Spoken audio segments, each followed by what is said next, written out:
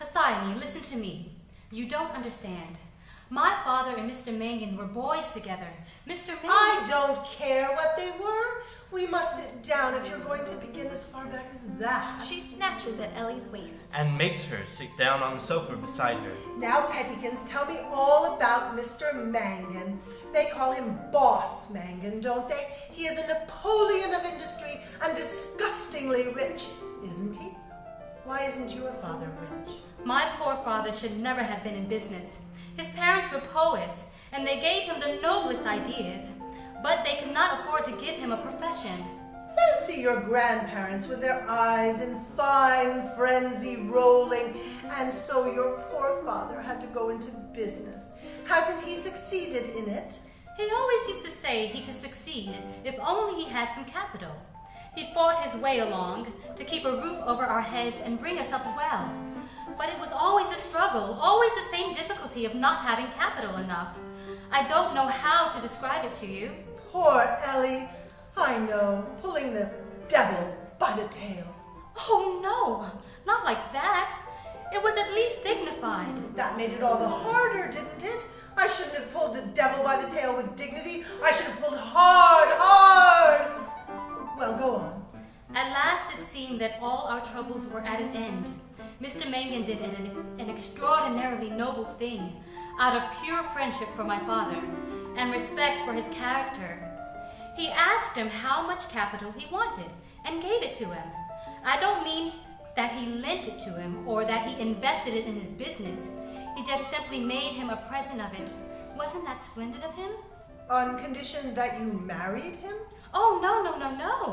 This was when I was a child. He had never even seen me. He never came to our house. It was absolutely disinterested. Pure generosity. Oh, I beg the gentleman's pardon. Well, what became of the money? We all got new clothes and moved into another house, and I went to another school for 2 years. Only 2 years? That was all. For at the end of 2 years, my father was utterly ruined. How? I don't know. I never could understand, but it was dreadful. When we were poor, my father had never been in debt. But when he launched out into business on a large scale, he had to incur liabilities.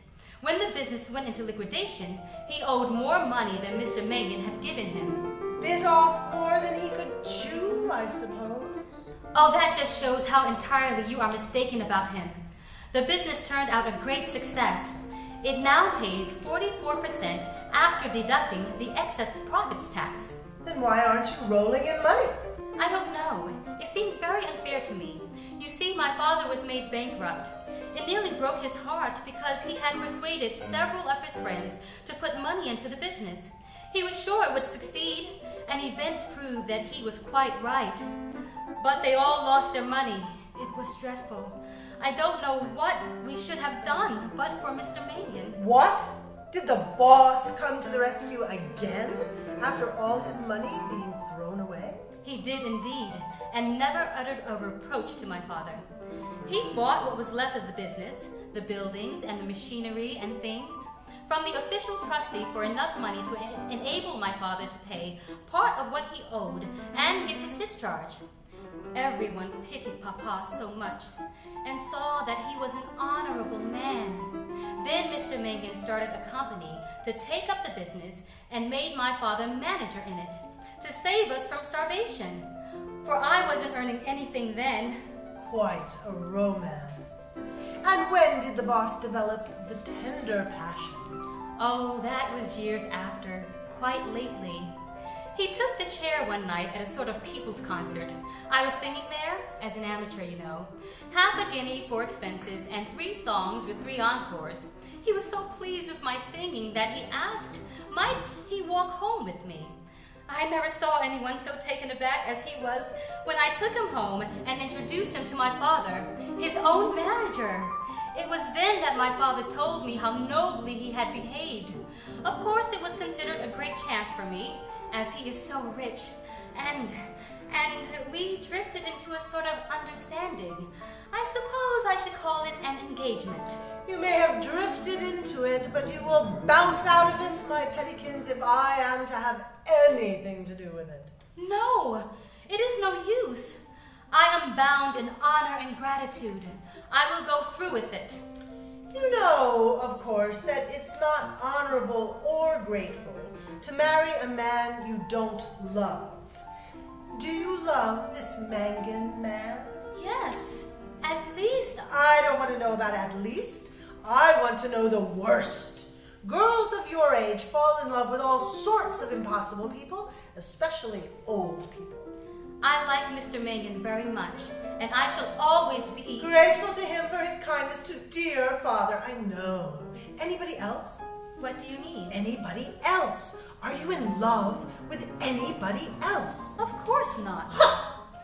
The book on the drawing table catches her eye. She picks it up. And evidently finds the title very unexpected. Quite sure you're not in love with an actor? No. Why? What put such a thing in your head? This is yours, isn't it? Why else should you be reading Othello? My father taught me to love Shakespeare. Really? Your father does seem to be about the limit. Do you never read Shakespeare? Hesione? That seems to me so extraordinary. I like Othello. Do you indeed? He was jealous, wasn't he? Oh, not that. I think all the part about jealousy is horrible. But don't you think it must have been a wonderful experience for Desdemona, brought up so quietly at home, to meet a man who had been out in the world, doing all sorts of brave things, and having terrible adventures, and yet finding something in her that made him love to sit and talk with her and tell her about them? That's your idea of romance, is it? Not romance exactly. It might really happen. Ellie's eyes show that she is not arguing, but in a daydream.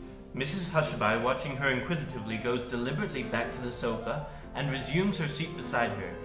Ellie, darling, have you noticed that some of those stories that Othello told Desdemona couldn't have happened? Oh no, Shakespeare thought they could have happened. Desdemona thought they could have happened, but they didn't. Why do you look so enigmatic about it? You are such a sphinx. I never know what you mean. Desdemona would have found him out if she had lived, you know. I wonder, was that why he strangled her? Othello was not telling lies. How do you know? Shakespeare would have said if he was. Hesione, there are men who have done wonderful things. Men like Othello, only of course white and very handsome and... Oh, now we're coming to it. Tell me all about him. I knew there must be somebody, or you'd never have been so miserable about Mangan. You'd have thought it quite a lark to marry him. Hesione, you are dreadful. But I don't want to make a secret of it. Though, of course, I don't tell everybody. Besides, I don't know him. Don't know him? What does that mean? Well, of course, I know him to speak to. But you want to know him ever so much more intimately, eh? No. I know him quite, almost intimately.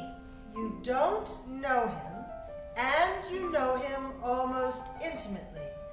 How lucid. I mean that he does not call on us.